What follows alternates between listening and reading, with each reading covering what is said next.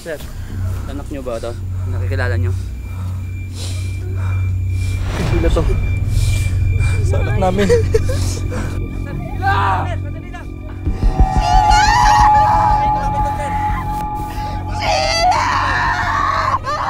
Kumpirmadong siya na nga ang nawawalang si Sheila May.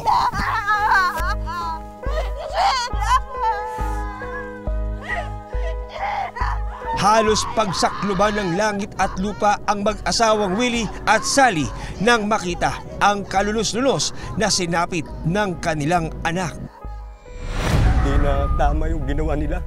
Buhay ang inuwa. Buhay din ang bayaran nila. Masakit sa akin. Dapat buhay din kabayaran. Kabata-bata pa. Lumalabas sa investigasyon ng mga pulis na ang asul na damit ng bata ang ipinangtali ng suspect sa kamay ng biktima.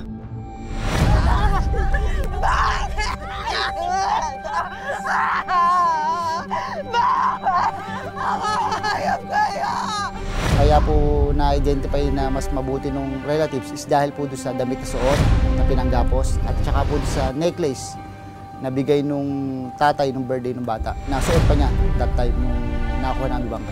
Silver-coated necklace. Ayon naman sa autopsy report, saksak sa liig ang naging dahilan ng pagkamatay ng bata. Ang ikinamatay daw po nung bata is yung hinihitan po siya sa may bandang leeg.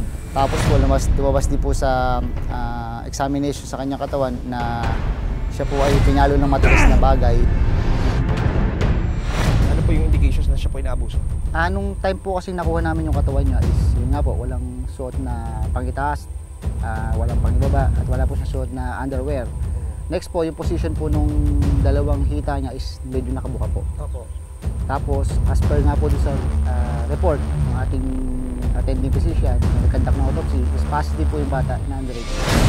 Sino ang walang awang dumukot at pumaslang sa batang si Sheila May?